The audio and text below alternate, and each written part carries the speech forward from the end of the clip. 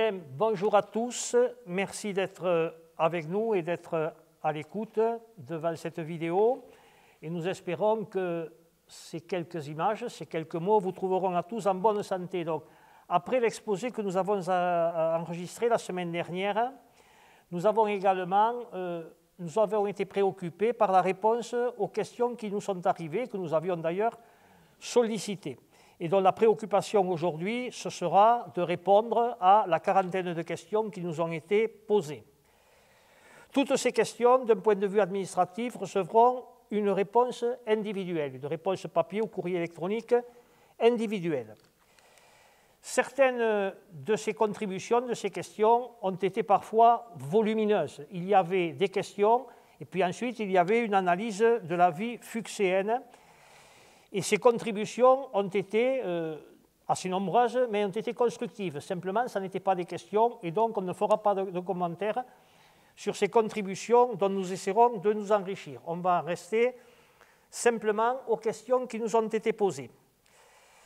Alors, elles seront traitées ici point par point, parfois globalement quand on peut en regrouper plusieurs, et celles qui ont déjà reçu une réponse dans la précédente vidéo, bien entendu, nous n'y reviendrons pas. Les autres, quand c'est possible, donc, ont été regroupés par thème, et les gros thèmes qui nous ont préoccupés aujourd'hui sont de trois natures. C'est la raison pour laquelle nous sommes trois aujourd'hui. Ma présence, je vous l'expliquerai en troisième. Donc Guy Lozac, qui est à côté de moi et qui vous parlera des nombreuses questions qu'il y a sur les travaux en ville et sur l'urbanisme d'une manière générale. Quand nous faisons les réunions de quartier, c'est d'ailleurs ces questions qui reviennent le plus souvent et qui occupent la plus grande partie du temps que nous passons ensemble dans les réunions de quartier, donc ça n'est pas une surprise.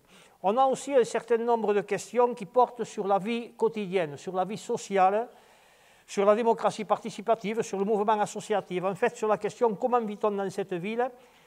Et Fabien Guichou, qui est en charge des associations, du sport, mais aussi de la démocratie locale, essaiera de répondre à ces questions de manière directe sur une question individuelle ou de manière collective quand les questions se ressemblent. Troisième élément qui revient de manière récurrente, c'est tout ce qui touche à l'environnement et au déplacement, ce qu'on appelle les mobilités. Et normalement, André Pechin aurait dû répondre à ces questions. Il se faisait un plaisir de pouvoir le faire, mais il a eu un impératif d'ordre privé de dernière minute, pas très grave d'ailleurs. Et il ne peut pas être là, c'est un regret pour lui et c'est un regret pour nous, c'est probablement aussi un regret pour vous, parce qu'il aime beaucoup traiter les sujets qu'il porte, et donc c'est moi, non pas qui le remplacerai, parce qu'on ne remplace pas André comme ça, mais qui prendrait le relais pendant ce laps de temps de cet après-midi. Et ensuite, sont arrivées 2 ou 3 questions qui sont difficilement classables. Comme je prendrai la parole au nom d'André Pechin, je traiterai les 2 ou 3 dernières questions. Je parlerai donc en dernier et j'en profiterai à ce moment-là pour vous donner ma conclusion. Donc on va passer immédiatement la parole pour la première partie à notre collègue Guy Lozac, qui est adjoint, il est en charge des travaux, il est en charge également de l'urbanisme, et donc il a essayé de classer toutes ces questions et d'essayer d'apporter, il va essayer de vous apporter les réponses les plus précises et les plus pertinentes possibles. Donc Guy, c'est à toi, tu peux commencer. Merci Monsieur le maire. Donc, je voudrais d'abord faire un préambule avant d'aborder les questions. Il faut savoir que la ville entretient plus de 40 km de voirie. Il faut savoir que nous devons, sur certaines rues, recueillir l'avis de l'ABF, l'architecte des bâtiments de France. Nous devons recueillir, sur certains tronçons de rues, l'avis du département de la DDT pour la prise en compte des PMR, les personnes à mobilité réduite. Nous devons nous coordonner avec divers concessionnaires, SMEDA, Enedi, GRDF, Orange, etc. Ensuite, nous pouvons programmer nos travaux, ce que nous avons fait jusqu'en 2025. Concernant les questions citoyennes, je les ai classées par quartier et par rue. J'ai une question concernant un support qui avait été abîmé à la barre. À ce jour, normalement, les travaux sont faits.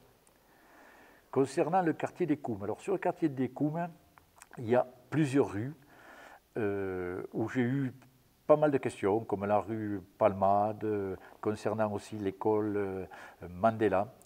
Donc, nous avons prévu de réhabiliter entièrement ce quartier. Nous devons tenir compte de la planification des divers concessionnaires, comme je l'ai dit auparavant, et notre intervention se situera en 2023. Évidemment, nous continuerons les réflexions d'urgence. Si vous m'appelez pour un nid de poule, tout ça, on le fera. Pour ce qui concerne, il y avait aussi une question concernant le stationnement avenue du Stade qui gênerait la visibilité lorsque nous arrivons de la rue Jules Palmade qui passe devant l'école Mandela. Le stationnement, évidemment, est du côté des habitations. C'est difficile de le changer de côté. Concernant le quartier d'Espinay et l'enfouissement des réseaux, la charge de travail actuelle et la coordination des divers concessionnaires ne nous permettent pas, à regret, de réaliser ces travaux avant fin 2022. Il y a aussi une possibilité financière dont nous l'avons prévu fin 2022. La voirie est prévue aussi fin 2022, évidemment, on va enfouir et après on fera les voiries. Il y avait une question concernant un accès au domaine public et l'intégration dans le domaine public. Donc nous avons un problème juridique, mais nous sommes en train de le régler. Concernant la rue des Guerrilleros, en zone de rencontre, nous avons prévu les travaux de voirie et de trottoir début 2022. Évidemment, je pense qu'on mettra une zone 30. Pour ce qui concerne le ralentisseur, ce sujet sera débattu lors de la réunion des riverains.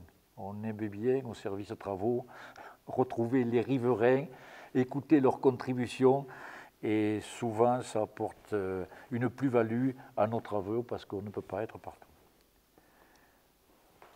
Concernant la rue Palmade, la vitesse école Mandela, alors là j'ai beaucoup de questions. Nous avons réalisé actuellement un aménagement, un dodane, et l'entrée de l'école nous semble sécurisée. Un sens unique de circulation accentuerait la dangerosité par rapport à un double sens à cause de la vitesse, puisqu'il y avait une contribution en disant pourquoi on ne pourrait pas mettre cette rue un sens unique. Si on met un sens unique, les gens vont aller plus vite, donc il vaut mieux avoir un double sens de circulation. Square de l'Horte.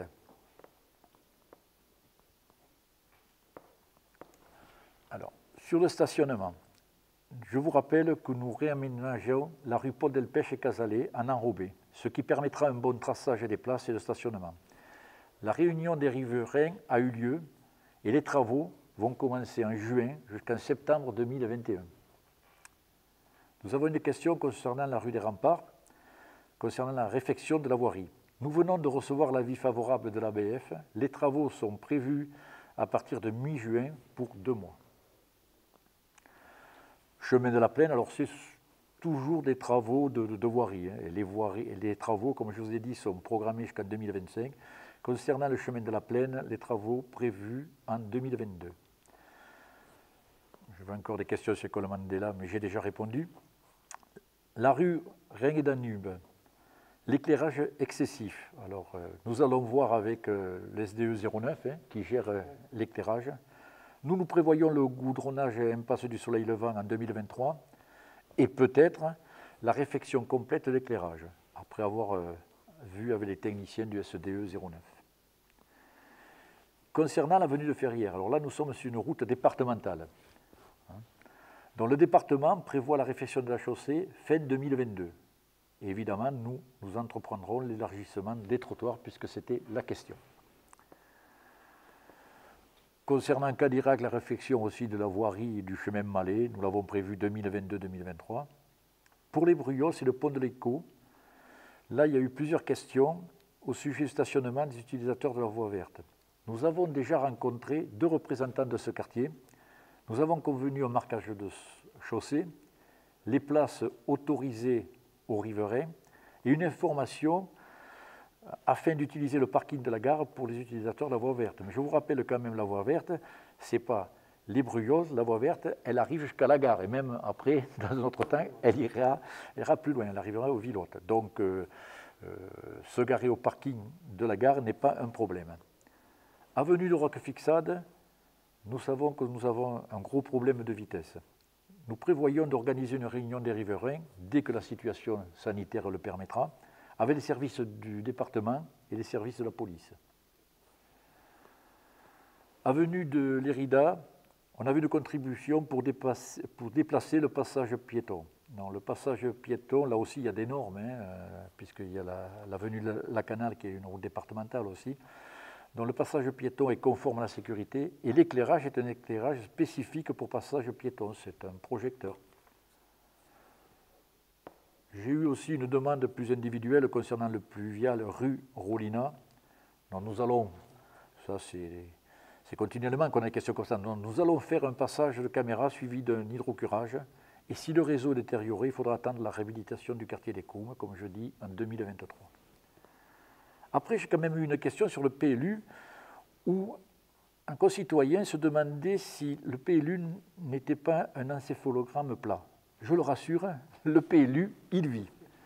L'intégration du PLH, votée en décembre 2019, dans le PADD débattu par l'ancienne municipalité, nous a amené à redébattre le PADD lors du conseil municipal du 29 mars. Nous comptons présenter en réunion publique, sauf contraintes sanitaires, ce nouveau PADD avant fin mai et présenter l'arrêt du PLU au conseil municipal de juin-juillet. Ensuite interviendra la présentation aux personnes publiques associées, puis l'enquête publique pour un PLU applicable en février ou mars 2022. Donc ce n'est pas un encéphalogramme plat, il vit. Voilà, monsieur le maire, pour les réponses aux différentes questions. Je voudrais ajouter que, pour ma part, pour toutes les questions relatives aux aménagements à la voirie, si vous avez des questions, vous laissez vos coordonnées au secrétariat de la mairie. Moi, d'habitude, je vous contacte. Si nous pouvons faire les travaux, je vous réponds par oui et je vous dis quand. Si c'est non, je vous dis pourquoi. Merci de votre attention. Eh bien, merci Guy Losac pour avoir balayé avec concision et précision l'ensemble des questions, dont je redis qu'elles recevront toutes une réponse écrite au courrier électronique direct à ceux qui les ont formulées, dont nous avons souhaité bien sûr garder l'anonymat pour qu'on ne rentre pas éventuellement dans des commentaires de personnes qu'on connaît tous, parce que Foix est une petite ville. Bien, nous allons passer donc maintenant à Fabien Guichou, que j'ai présenté en début d'émission, en début de vidéo, et qui va donc plancher sur les sujets qui le concernent. Donc Fabien, c'est pour toi. Merci Monsieur le maire. Donc effectivement, depuis que nous avons été élus, nous avons mis en place une commission démocratie locale qui prend en charge donc des réflexions autour de la démocratie. Ça s'est traduit très concrètement par tout de suite la mise en œuvre d'un règlement intérieur au niveau du conseil municipal qui nous a permis d'amener un certain nombre d'outils, de mesures, de dispositifs permettant de répondre aux aspirations qui avaient été celles des citoyennes et des citoyens pendant la campagne électorale. Dans ce règlement intérieur, il y a l'arrivée, j'y reviendrai tout à l'heure, des questions citoyennes, mais également des comités consultatifs, des budgets participatifs, des comités de quartier. Autant d'outils qui ne font pas la révolution dans ce qu'est la démocratie dans cette ville, mais qui en tout cas nous donnent la possibilité d'aller plus loin dans ce que l'on avait l'habitude de faire. Et c'est très enrichissant, c'est un intérêt majeur pour cette ville, et c'est aussi pour les citoyennes et les citoyens et les élus un épanouissement vraiment important. Globalement, les questions que vous nous avez posées tournent autour de deux grandes thématiques. La première thématique, c'est finalement comment mieux vivre ensemble, comment mieux vivre en commun, comment mieux s'impliquer sur la ville. Beaucoup de gens s'interrogent sur les liens qui peuvent s'améliorer dans les quartiers, sur les façons de s'impliquer et de changer le quotidien. Donc je vais bien sûr répondre à ces questions-là. Et le deuxième type de question, c'est finalement comment s'organisent les prises de décision, où on débat, comment la démocratie s'organise dans cette ville. Donc je vais en parler immédiatement. Donc il faut comprendre que le citoyen, quand il vote, il élit une liste et les décisions sont prises par le maire de Foix, d'une part, et par le conseil municipal. Ce sont des organes représentatifs. Ensuite, dans l'exercice de la gouvernance du territoire, de la ville, il y a deux types de commissions qui sont mises en place pour organiser les débats et préparer les décisions. Il y a d'une part des commissions obligatoires, donc ça va être des commissions d'appel d'offres, les commissions d'accessibilité, etc. Et il y a ensuite des commissions permanentes. Nous avons mis en place, je vous l'ai dit tout à l'heure, une commission de démocratie locale. Cette commission est une commission aux côtés de la commission culture, la commission finances, travaux, environnement, démocratie, sport, éducation, etc. Vous avez là le cadre de la démocratie représentative qui est en place et que nous avons souhaité donc enrichir par des dispositifs. Ces dispositifs, je vous les ai cités tout à l'heure. Donc, je vais parler par exemple des comités de quartier. Les comités de quartier, ça va être un dispositif qui répond à de nombreuses questions qui ont été posées à travers l'exercice. Par exemple, sur le quartier de Cadirac, on nous a demandé s'il était possible de mettre en place, sur le quartier Roumieux par exemple, des aménagements pour les enfants, des bancs. Ce quartier qui est très récent et très vivant, n'a pas encore d'équipement de ce type-là, voilà, alors qu'il en existe partout ailleurs. Eh bien, s'il y avait la mise en place d'un comité de quartier, disons sur le Cadirac, dans l'ensemble, eh bien, on pourrait, dans ce comité de quartier, discuter de cette thématique-là, et les citoyens pourraient faire des propositions à la municipalité sur les possibilités, sur les volontés d'aménagement. Cette volonté de participation, on la veut à Cadirac via les comités de quartier, mais partout.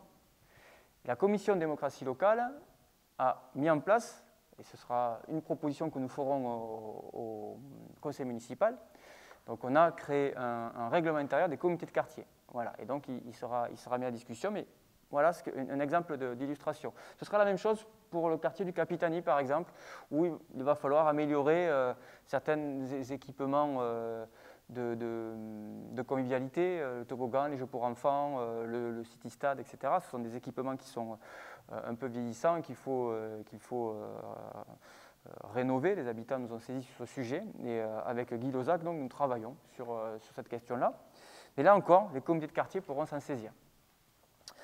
Ces comités de quartier seront aussi, on peut l'imaginer, un endroit où les gens pourront quelque part inviter des spécialistes, inviter des élus à venir écouter les problématiques, notamment sur les travaux. On voit bien dans la réponse de M. Lozac que les problématiques sont vécues par des citoyens par quartier, et chaque quartier a sa propre vérité. Et donc, à l'image des réunions de quartier qui se faisaient à l'époque, on imagine que s'il y a une vie structurée un petit peu plus importante dans l'animation du quartier, eh bien, ça permettra aux élus d'être dans une qualité d'écoute et d'être aussi plus souvent en lien avec le quartier. Mais la question se pose donc des moyens, c'est-à-dire comment on va faire pour donner les moyens au quartier de pouvoir fonctionner. Eh bien, c'est notre dispositif. On a décidé, c'était une promesse de l'équipe FOI CAP 2026, de mettre en place des budgets participatifs. Et donc, il y a une somme allouée dans les quartiers qui permettra aux citoyens et aux citoyennes d'agir directement, en passant bien sûr par le système réglementaire, mais ils pourront bénéficier d'une enveloppe leur permettant d'aménager à leur guise le territoire, leur quartier.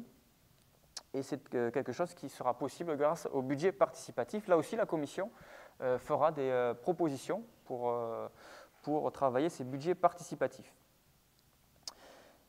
Notre volonté, vous l'aurez compris, c'est bien d'accompagner les initiatives de chacune et chacun d'entre vous, c'est d'être proche des quartiers et d'être dans le partage vraiment du quotidien et de cette ville dans laquelle nous vivons tous. Un autre dispositif qui va venir enrichir cette démocratie, c'est la création des comités consultatifs. Souvent, avec de grands effets de communication, on annonce des commissions extra-municipales, on annonce des citoyens qui pourraient siéger dans les conseils municipaux. Alors nous, on considère que la question de la démocratie locale, ce n'est pas une question de communication. On veut aller plus loin que ça. Lorsqu'on veut associer le citoyen à une décision, il ne suffit pas de l'inviter pour faire du présentiel et faire de la figuration. Quand un citoyen vient participer à une discussion, c'est parce qu'il a une expertise en tant que tel, c'est parce qu'il a une passion, comme nous, et c'est parce qu'à un moment donné, on a envie de travailler avec lui sur un sujet qui le concerne directement, plus qu'à un autre, par exemple. Donc, le comité consultatif, c'est la création d'instances officielles dans lesquelles siègent à la fois des élus, à la fois des gens non élus. Voilà. Nous sommes tous citoyens, certains sont élus, d'autres ne le sont pas. Et dans ces commissions, tout le monde se retrouvera. Alors par exemple, un comité consultatif pourrait être créé lorsqu'on va aborder le projet de la chapelle, par exemple, avec des élus, des gens non élus, des experts, les professionnels, tous partageons, avons une communauté d'intérêt, et donc un comité consultatif sera créé à une date et sera désinstallé lorsque le projet sera abouti. Cela peut arriver sur ce projet-là, mais sur tout autre projet pendant la mandature. Ça permettra de multiplier le nombre de personnes qui participent aux travaux et aux projets politiques. Autre dispositif, c'est la question citoyenne. Si vous assistez aux conseils municipaux, vous vous apercevez que à chaque fois, il y a 2, 3, voire 4 questions citoyennes qui sont posées, et Monsieur le maire choisit de répondre à la question qui est posée, soit pendant le conseil municipal, soit il peut déléguer la question, ce n'est pas encore arrivé, mais il peut déléguer la question à une commission, ou déplacer la réponse sur un autre conseil municipal à partir du moment où il répond, le temps de préparer la réponse. Et enfin, il y a un certain nombre d'outils, cette fois, qui, comme nous le faisons actuellement, permettent de rapprocher les élus locaux des gens qui sont non élus, des citoyens non élus. C'est Internet, c'est les mails, les visios, et ça, on va essayer d'en mettre en place au fur et à mesure. La situation Covid ne facilite pas les choses, mais on espère pouvoir renouveler l'exercice. Dans tous les cas, ce qu'on peut retenir aussi, c'est qu'une adresse mail a été créée, s'appelle démocratie@mairie-foire.fr, pour toute question relative à l'animation des comités de quartier, à votre volonté de vous engager sur votre ville. Vous pouvez écrire à cette adresse-là et en principe, nous vous répondons dans les meilleurs délais. Nous pouvons aussi vous recevoir directement en mairie. Et je pense très sincèrement que la meilleure illustration de ce qu'est la dynamique démocratique dans cette ville, c'est de voir Guy Losac, qui est en permanence, vous l'avez vu sur l'exercice aujourd'hui, sur le terrain, dans les rues, avec les citoyens, dans des réunions de quartier, dans des réunions avec les habitants, pour trouver des solutions consensuelles à des problématiques concrètes du quotidien. Voilà. Il n'y a pas de grands effets de communication autour de cette démocratie-là, mais c'est là qu'elle s'incarne encore le mieux. Et tout ce que nous faisons, c'est pour enrichir ce que nous avons toujours fait, c'est-à-dire le contact direct avec la population, parce que c'est bien là que se fait la citoyenneté. Bien, donc, merci Fabien Guichou pour ce large tour d'horizon d'un secteur qui nous tient à cœur. Et merci aussi d'avoir rappelé que ce qui fait notre force, c'est la présence sur le terrain de l'ensemble des conseillers municipaux, d'ailleurs, quelle que soit leur sensibilité politique et au-delà du groupe majoritaire.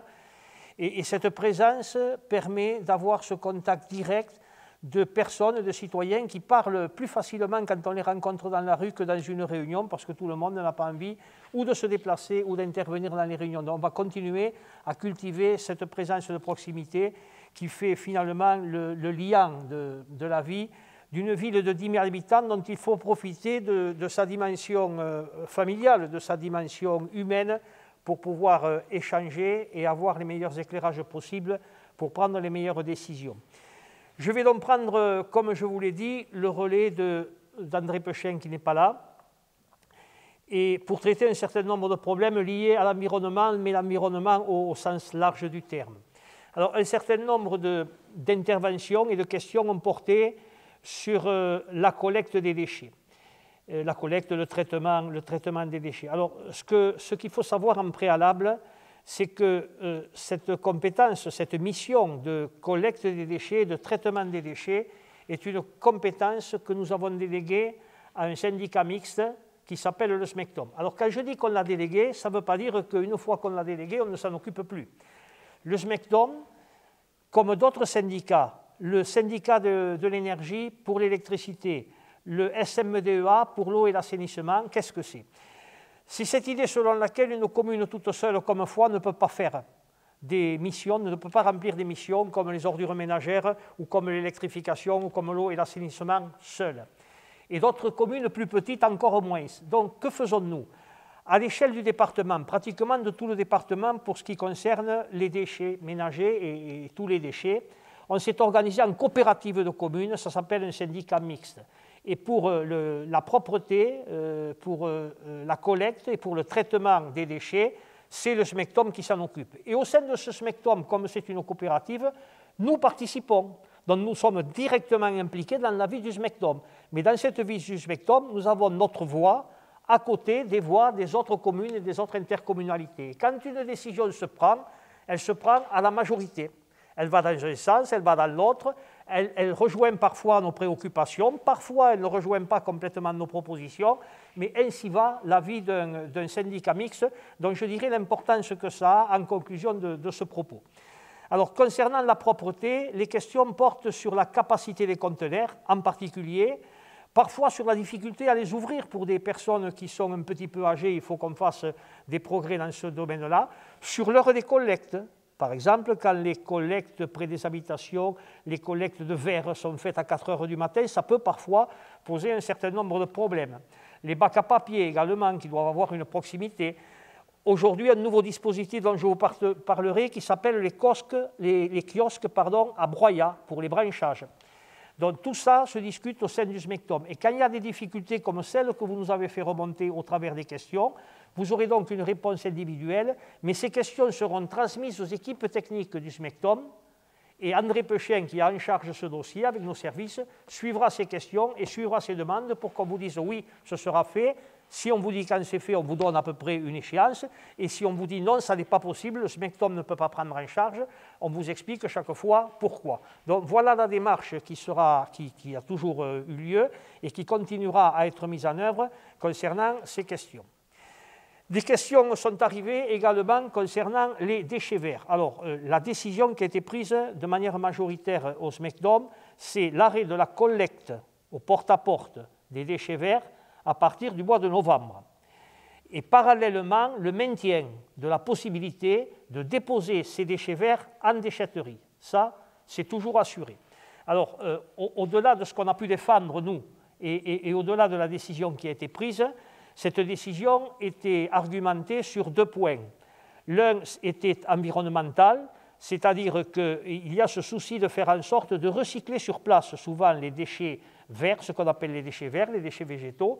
Et le deuxième, c'est que ce type de collecte a un coût important et que, compte tenu du fait que, je vais vous le dire, les coûts augmentent dans un certain nombre de services, il faut avoir une maîtrise particulière et faire le maximum d'économies possible en matière de coûts. Donc à partir de là, le SMECTOM, dont nous faisons partie, a pris cette décision et maintenant il faut s'organiser par rapport à cette décision. Ce qu'il faut savoir dans l'affaire du traitement des déchets, c'est que pour quelques raisons, mais une essentielle, les coûts vont augmenter au fur et à mesure, ce qui implique en termes de gestion que l'on soit le plus rigoureux possible et le plus économe possible en maintenant le meilleur niveau de service possible. C'est lié à des exigences réglementaires à l'échelle nationale qui ne s'appliquent pas qu'à Foix, qu'à Saint-Giron, qu'à Axéterme ou qu'à Saverdun, qui s'appliquent sur tout le territoire français, et ces normes qui sont demandées sur le traitement, sur l'enfouissement, sur le déplacement des ordures, ont chaque fois des coûts exorbitants qui sont répercutés sur les factures. C'est pour cette raison que nous pensons que ces coûts vont augmenter au fur et à mesure et qu'il faut qu'on soit excessivement rigoureux sur la gestion qui doit être excessivement serrée de ces syndicats mixtes et du SMECTOM en particulier. Par rapport à ce service, comme à d'autres, que ce soit l'électricité, que ce soit le SMDEA, il y a finalement 2 solutions. Ou il y a un transfert au privé, ou il y a une organisation coopérative des communes qui se mettent en commun pour traiter le sujet. Moi, je vais vous expliquer les choses simplement. Si vous passez par le secteur privé, qui sont des gros groupes privés, vous avez une collecte de fonds qui se fait, chacun paye ce qu'il a à payer, et par rapport à ça, les groupes qui ont investi dans l'entreprise qui prend le marché récupèrent pour leurs actionnaires une partie des cotisations que vous versez à titre personnel et réinvestit le reste dans le service. Donc vous avez une partie de l'argent qui arrive qui part sur les actionnaires qui avaient investi au départ. Quand vous prenez la formule coopérative du regroupement d'un certain nombre de communes et d'intercommunalités, tout ce qui rentre est réinvesti dans le fonctionnement du dispositif, en l'occurrence la collecte. Nous avons fait le choix de la deuxième solution que je viens de définir. D'autres communes ou d'autres groupes ont fait l'autre choix. mais nous, il nous semble que c'est celui-là qui est le plus porteur parce qu'il est basé sur la solidarité. L'un se base sur la solidarité, le nôtre, c'est-à-dire qu'à quelque endroit que vous soyez du territoire, vous êtes servi. Celui qui est porté par le domaine privé aura peut-être à terme un inconvénient, c'est celui de servir ce qui rapporte, c'est-à-dire les concentrations de population, et quand vous habiterez à 7 ou 8 km, peut-être qu'on vous relèvera les ordures, je ne sais pas, tous les 15 jours ou toutes les 3 semaines pour des problèmes de rentabilité. Vous comprenez bien que ramasser une poubelle à la fois, ça coûte beaucoup moins cher parce qu'on en ramasse énormément que d'aller en ramasser une au Prat d'Alus, même si c'est aussi la commune de Foix. Voilà un petit peu le système qui est en place et qu'il fallait expliquer un petit peu. Toujours sur les déchets verts, je parlais de réutilisation sur place. Une expérience va être mise en place en même temps que l'arrêt de la collecte. C'est la mise en place, à titre expérimental, de kiosques à broyat qui tourneront sur l'ensemble des communes. Et pour Foix, il y aura 4 sites en novembre qui seront ouverts où on pourra apporter ces branchages, où ces branchages seront broyés sur des grandes machines et où chacun pourra, s'il le souhaite, récupérer les broyats pour s'en servir dans son jardin ou à toute autre chose. André Pechin avait obtenu cet engagement dans les jours qui ont précédé cet enregistrement. Donc voilà pour ce qui concerne les collectes et voilà pour ce qui concerne les déchets verts. Quelques questions quand même sur les pigeons. Alors, on peut parfois sourire parce que c'est la vie quotidienne et que c'est comme ça sur les allées de Villotte, mais les pigeons occasionnent beaucoup de dégâts, en particulier sur les toitures. Si vous regardez la toiture de la halle, si on continue à laisser les pigeons faire ce qu'ils ont à faire, on aura des difficultés énormes. Donc aujourd'hui, on essaie de faire en sorte de ne pas les nourrir pour qu'ils puissent se déplacer, parce que dès lors que vous nourrissez les oiseaux, ils arrivent. Simplement, on a affaire à des incivilités de personnes qui pensent faire du bien en leur donnant du pain ou en leur portant régulièrement à manger, qui les nourrissent, et nous, on essaie de faire en sorte d'expliquer partout, de manière régulière, y compris dans nos magazines, qu'il ne faut pas donner à manger aux pigeons pour qu'ils ne restent pas là. Et derrière, il y a aussi, bien entendu, une part de répression que fait la police municipale.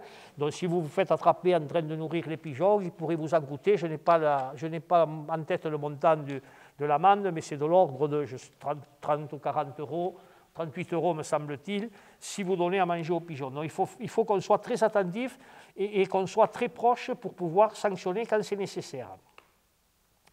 Sur les taxes qu'on appelle la peinture sur les murs, que ce soit dans des espaces publics ou des murs privés, les déjections de chiens, les affichages sauvages, ça existe dans beaucoup de villes et les actions en cours sont semblables d'une ville à l'autre. On essaie de manière régulière également de rappeler les choses. Alors il y a dans cette affaire-là, comme dans les autres, 2 secteurs d'action. L'un, c'est l'information, ce qu'on appelle la pédagogie. On réexplique pourquoi l'État, combien ça coûte, pourquoi les déjections de chiens.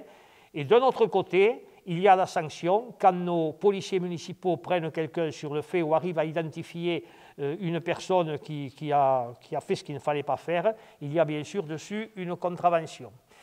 Sur le nettoyage par rapport aux déjections canines en particulier, mais aussi aux dépôts sauvages d'ordures, je voulais rappeler que tous les matins, il y a un camion municipal, celui-là, qui fait le tour de la ville et qui collecte tout ce qui a été déposé et qui n'aurait pas dû être déposé pour l'amener en haut à la déchetterie après un tri sélectif qui est fait sur place. Donc ça a un coût et ce coût est pris sur nos impôts. Donc quand il y a quelque chose à déposer, ou on le dépose à l'endroit où il faut le déposer, ou on prend sa voiture et on le dépose à la déchetterie à laquelle on peut accéder en moins de 5 minutes.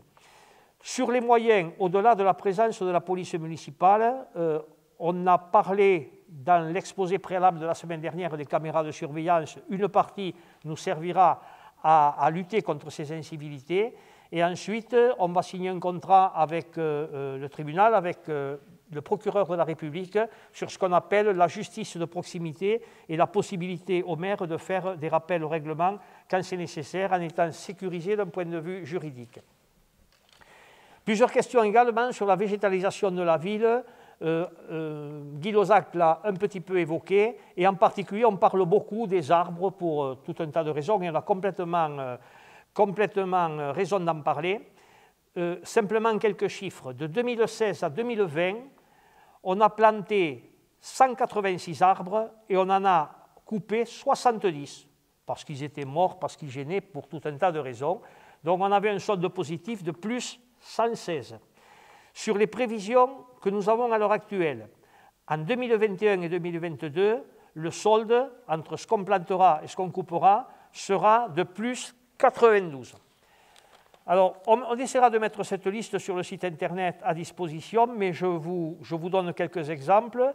On a planté 27 platanes rue du Sénateur Paul Lafont, 17 chênes et frênes devant le tribunal, 75 arbres gare multimodale, 27 récemment à l'ère de covoiturage du lac de la Barre, 13 érables quand on a rénové complètement la rue du 19 mars, 23 fruités derrière la cité Pierrefort, et je passe bien entendu sur les privés qui ont des espaces et qui construisent derrière. Je pense en particulier au centre de gestion qui est en train de se construire sur le plateau de Montgauzy et où une entreprise locale est en train d'implanter une dizaine, une douzaine de fruitiers autour du centre de gestion. Donc chaque fois qu'on peut aller dans ce sens-là, on essaie d'y aller et c'est bien normal. Je pense que là-dessus, à l'heure actuelle, on est à peu près tous d'accord. Question également sur l'éclairage public. Alors l'éclairage public, c'est quand on éteint la nuit, quoi. Bien sûr qu'on en a parlé, et on en a beaucoup parlé, et c'est la raison pour laquelle nous avons souhaité dire ce que nous ferions dans notre projet municipal, avant les élections municipales, pour que le vote de nos concitoyens puisse être éclairé, sans jeu de mots, et puisse être fait en tout cas en toute connaissance de cause. Donc nous avons proposé d'éteindre l'éclairage public entre 2h et 6h du matin. Avant, c'était minuit, 6h du matin. Alors, c'est toujours pareil dans ces affaires-là. Il y a deux raisons à cela. La première, c'est le ressenti de nos concitoyens. Alors, c'est pareil que pour les cloches. Il y a ceux qui veulent que ce soit toujours éteint et ceux qui veulent que ce soit toujours allumé. Et quand vous êtes maire, vous ne pouvez pas dire aux uns en campagne électorale, je vais éteindre, et puis après, quand vous faites 2 pas de plus, et à l'autre, je vais laisser allumer. On a un autre sens de la responsabilité. Donc, on a fait cette proposition précise qui a été donc validée par le suffrage universel. Ça a été pareil pour les cloches. Vous avez ceux qui veulent que les cloches sonnent et ceux qui ne veulent pas. C'est jamais simple de pouvoir trouver un point d'équilibre. Et le deuxième, c'est une affaire de coût, parce que les économies qui sont faites sur l'extension de l'éclairage ne sont pas neutres. Elles ont quand même une certaine importance. En parallèle, nous avons les investissements dont vous a parlé Guy Lozac tout à l'heure, avec la mise en place d'éclairage à LED, ce qui amène un éclairage convenable, mais aussi qui fait de la réduction de puissance et qui donc génère des économies d'énergie et des économies budgétaires. Et là aussi, on s'appuie sur un syndicat extraordinaire qui a, j'ai appris aujourd'hui, 50 ans, un demi-siècle d'existence, et c'est le syndicat de l'énergie 09 qui est présidé par notre collègue maire de Vernajoul et vice-président du conseil départemental Jean-Paul Ferré, et qui nous accompagne d'un point de vue budgétaire, mais également avec son ingénierie pour que nous fassions au mieux. Et nous avons rééquipé, on pourrait rentrer dans le détail, un certain nombre de quartiers d'ampoules LED, et on va continuer dans ce sens-là à développer cette implantation pour des raisons d'économie également. La question a été posée des vitrines de commerce. Alors là, les vitrines de commerce, j'ai demandé à tout le monde de s'en saisir, ceux qui souhaitent qu'elles soient éteintes, ceux qui souhaitent qu'elles soient allumées, et également ceux qui s'occupent des commerces locaux et du développement économique. Parce que quand vous êtes en plein été, que vous avez du monde sur les manifestations à Foix, et que les gens mangent au restaurant à 20h, qu'ils en sortent à 22h, et qu'ils vont faire un petit tour en ville jusqu'à 23h, ou 23h30, j'en sais rien, ou 22h45, est-ce qu'on éteint toutes les vitrines ? Ou est-ce qu'on les laisse quand même un petit peu allumées pour donner une image de la ville qui soit une image positive? Donc ça demande à être pesé tranquillement, et tous ensemble, on va essayer de prendre la meilleure décision possible, mais pour le moment, on n'a pas tranché de manière ferme et définitive là-dessus.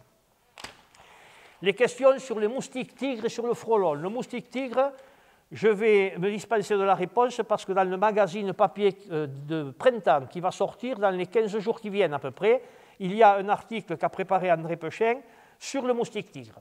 Donc vous aurez là tous les éléments. Sur les frelons, ce que nous faisons jusqu'à présent, et on n'a pas envisagé pour le moment d'en changer, c'est que quand c'est sur l'espace public, l'espace de la mairie, c'est-à-dire les arbres qui entourent le stade municipal, par exemple, et qu'il y a un nid de frelons, c'est l'espace public, c'est la mairie qui le fait. Quand c'est dans votre jardin, c'est vous qui le faites. C'est la même chose pour les taupes, et c'est ce qu'on applique de manière régulière. S'il fallait un jour prendre en charge cette affaire-là, il faudrait qu'on en discute et qu'on mesure derrière le coût que ça peut avoir. Mais pour le moment, on est sur cette ligne, donc public, mairie, privé, privé. Sur les mobilités, alors, sur les vélos d'abord, parce qu'on parle beaucoup aussi des cyclos. D'abord, n'oublions pas que ça fait 10 ans que le pont de l'Écho était bouché, qu'on ne pouvait pas passer, voie verte, que la voie verte qui partait de Saint-Giron n'arrivait pas à Foix, et que c'est débloqué. Donc débloquer la voie verte au bout de 10 ans, ça n'est pas rien, et donc il faut saluer ceux qui ont participé, la préfecture avec la préfète, qui a réussi à forcer le verrou, les élus autour d'André Pechin et du maire, et il a fallu donc beaucoup de ténacité pour y arriver, et aussi le soutien bien sûr du conseil départemental dans cette affaire-là.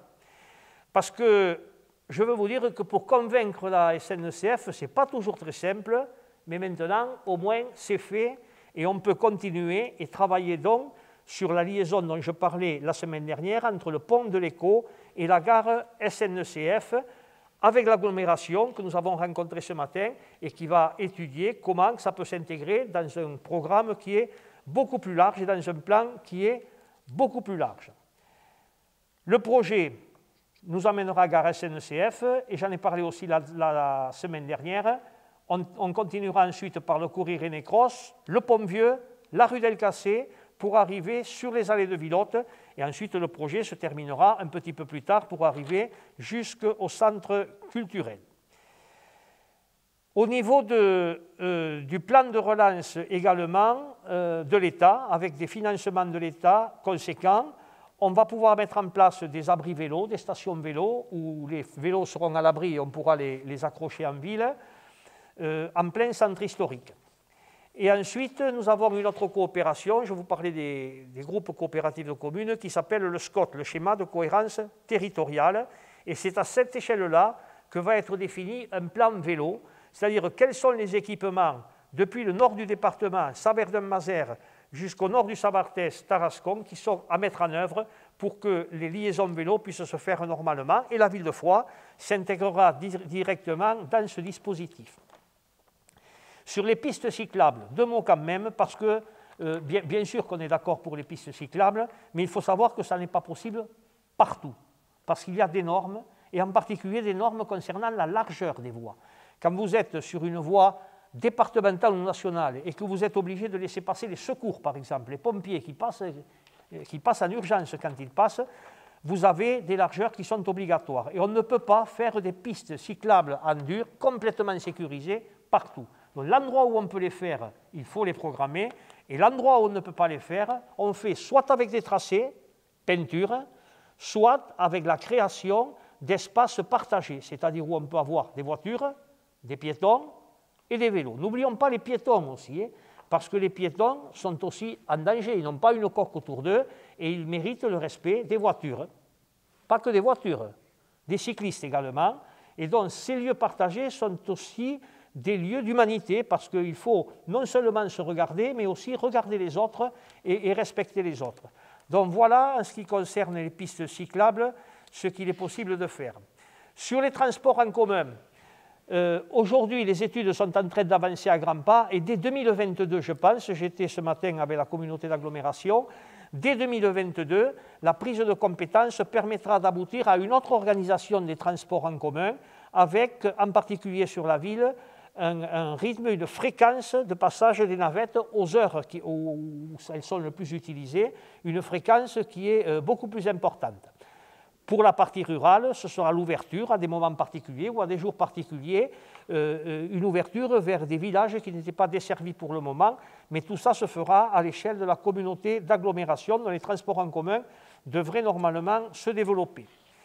Et là-dedans rentrera bien sûr l'extension de la ligne qui va au centre hospitalier avec un cadencement supérieur, non seulement pour ceux qui vont au centre hospitalier voir malades de la famille ou se faire soigner ou se faire visiter, mais également pour ceux qui y travaillent.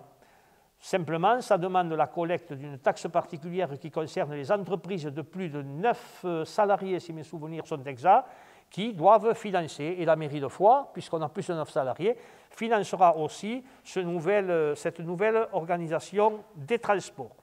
Parallèlement, on doit mettre en place 10 abribus en ville au titre du plan de relance qui est financé par l'État, plan de relance qui a été mis en œuvre par le gouvernement à la suite ou pendant la pandémie et qui était là pour donner un coup de main aux collectivités territoriales.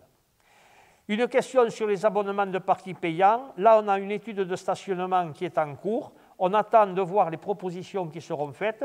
Nous avons cette idée dans notre projet municipal qui a été voté, je vous le rappelle, le 15 mars 2020. Et donc, pour la possibilité d'avoir des abonnements sur les parkings payants en centre historique, il y aura une proposition qui sera faite et avancée dès lors qu'on aura repris à notre compte ce qui nous intéresse dans l'étude de stationnement qui est en cours. Je rappelle que concernant le stationnement et les parkings, le système Pay by Phone, j'ai bien prononcé, fonctionne depuis quelques jours, c'est-à-dire qu'on peut prendre son ticket sans prendre le ticket depuis le téléphone, c'est enregistré à la police municipale, votre paiement, c'est aussi retiré sur votre compte, il n'y a pas de difficulté là-dessus, mais on n'a pas encore fait de publicité là-dessus dans la mesure où pour le moment, les magasins qui ne sont pas alimentaires ne sont pas ouverts, donc on le fera au moment où tout s'ouvrira et ça sera un coup de pouce supplémentaire. Enfin, d'une manière générale, sur l'environnement, ce qu'il faut quand même rappeler, parce qu'on voit toujours ce qui reste à faire et c'est important de voir ce qui reste à faire pour pouvoir progresser. Il y a aussi ce qui a été fait. On n'est pas sur rien dans cette affaire-là et on n'est probablement pas les derniers de la classe. La navette urbaine qui a été mise en place du temps de Jean-Noël Fonder poursuivi et développé avec les équipes de Richard Saint-Sac, toujours en place, mais dans ces villes, dans nos petites villes de 10 000 habitants, la navette urbaine, c'est quelque chose qui coûte entre 200 et 250 000 euros. C'était autour de 220, 230 quand on l'a passé en communauté d'agglomération. Au moment où ça a été créé, il n'y avait que Figeac et nous qui l'avions à l'échelle de notre région. L'école de Cadirac qui avait été construite, haute qualité environnementale.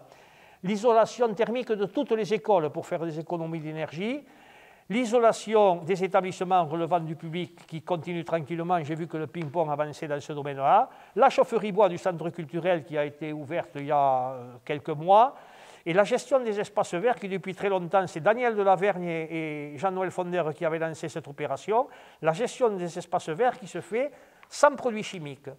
En termes techniques, ils appellent ça le zéro phyto, c'est-à-dire qu'on ne met pas de désherbants et de produits chimiques, tout simplement. Après, ceux qui préfèrent les termes techniques utilisent les termes techniques. D'autres questions en vrac. L'accès à Internet gratuit. Alors ça existe, l'accès à Internet gratuit, sur des dispositifs que nous finançons avec nos impôts, le bureau d'information jeunesse à côté du centre culturel, à côté du local jeunesse, et le foyer Léo Lagrange en plein cœur de ville, à l'idée d'un kiosque à musique. Donc quand on reverra la rénovation de l'ensemble des allées de Villotte, le haut des allées de Villotte en particulier, et puis aussi la traversée après la rue d'Elcassé, il faudra bien qu'on dise si on y met ce kiosque à musique qui existait autrefois et qu'on voit sur les cartes postales anciennes, ou si on ne l'y met pas. Mais ce serait quelque chose d'absolument extraordinaire de faire ce lien entre le passé et l'avenir, et puis ça fera plaisir à un certain nombre de Fuxéens qui aiment la musique, qui l'ont vu quand ils étaient petits, et celui qui de manière régulière m'en reparle, j'ai dit que je ne dirais pas de nom, mais celui-là je peux le dire, c'est le docteur Baudaigne, Éric Baudaigne, qui a présidé l'association de jazz à Foix et qui rêve de revoir ce kiosque à musique avec des musiciens qui jouent et un endroit où on se retrouve autour de l'art et de la culture. On verra, on en reparlera, on verra si c'est possible ou si ça n'est pas possible, parce que derrière, il y a bien sûr des affaires de coût pour les investissements. D'autres nous ont dit qu'ils avaient des problèmes avec la poste, le courrier qui arrivait en retard. On est en contact avec nos collègues de la poste départementale, pas seulement, avec les chefs de service de tous les services publics. Et je vous assure, nous vivons une période où les services publics sont en danger et où chaque fois qu'il y a des baisses de crédit, des baisses de moyens pour les services publics, Les responsables ne sont pas les chefs départementaux de ces services qui se font gronder parce qu'ils sont en proximité, c'est parce qu'il n'y a pas les moyens qui sont dégagés sur les territoires, et en particulier dans notre ruralité, pour faire que la solidarité puisse s'appliquer à tout le monde. Donc ça, moi je vais vous dire les choses simplement sans faire de politique politicienne. Mais enfin, il faut quand même le dire. À intervalles réguliers, il y a des élections, et il y a des gouvernements qui prennent des engagements. Il faut savoir, quand on met un bulletin dans une urne, si ça doit, derrière, défendre le service public ou si ça doit les détricoter. À chacun sa responsabilité, mais la responsabilité du citoyen dans un isoloir par rapport à la défense du service public en particulier est essentielle. Ensuite, chacun fait ce qu'il a à faire en conscience. Ce n'est pas à moi de dire aux concitoyens ce qu'ils ont à voter. Des aires de jeu en sont demandées, en particulier à Cadirac. Fabien Guichou en a parlé. Simplement, c'est au cœur d'une cité HLM, donc ça se fera en concertation avec l'office HLM. Je regrette simplement que quand il y a une conception d'ensemble, on ne prévoit pas au départ, dès le départ, de mettre une aire de jeu, mais enfin, on en rediscutera et on verra comment, avec l'OPH 09, on peut résoudre ce problème. OPH, qui est une société coopérative aussi, avec laquelle on entretient les meilleurs rapports. Sur le logement du centre ancien, le projet entre 2018 et 2024 sera la construction, ou la rénovation plutôt, de 85 logements. J'ai expliqué l'importance qu'avait la rénovation urbaine lors de mon intervention la semaine dernière, et tout le monde sait ici que l'urbanisme est un élément majeur de la politique municipale pour des raisons de confort, pour des raisons de respect des personnes les plus modestes, mais également pour des raisons de tranquillité sociale et de lien social. Donc plus nous avancerons vite et mieux nous nous porterons. Voilà, j'espère que je n'ai pas déçu André Pechin qui nous regarde. J'ai essayé de faire au mieux dans les questions qui ont été posées, et nous allons en rester là pour le moment. Je vais conclure en vous disant 2 ou 3 choses.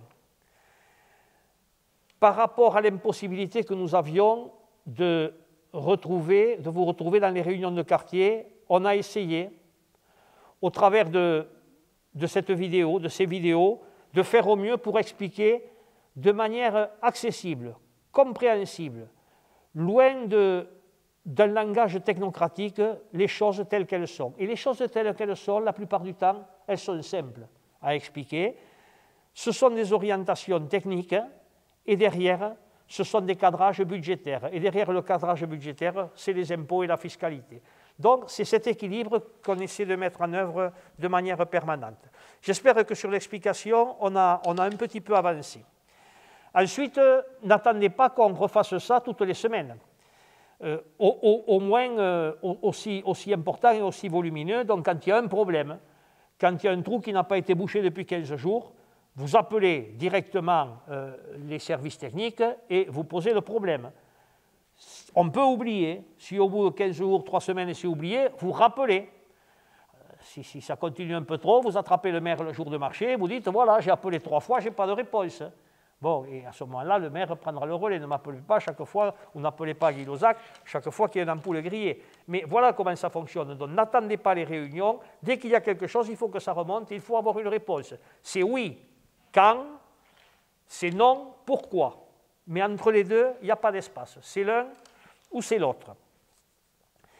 Et pour terminer, je voudrais que nous puissions collectivement, avec mes collègues élus, avec toute la population, nourrir, cultiver l'espoir de voir les contraintes qui pèsent sur nous se lever le plus rapidement possible pour que nous retrouvions la vie sociale à laquelle nous aspirons. Alors, en notre nom à tous, Fabien, Guy et puis tous les élus qui sont avec nous, nous vous disons à très bientôt et surtout bonne santé à chacun d'entre vous. Merci de votre patience et merci de votre attention et merci d'avoir suivi ces explications que nous vous avons données avec plaisir.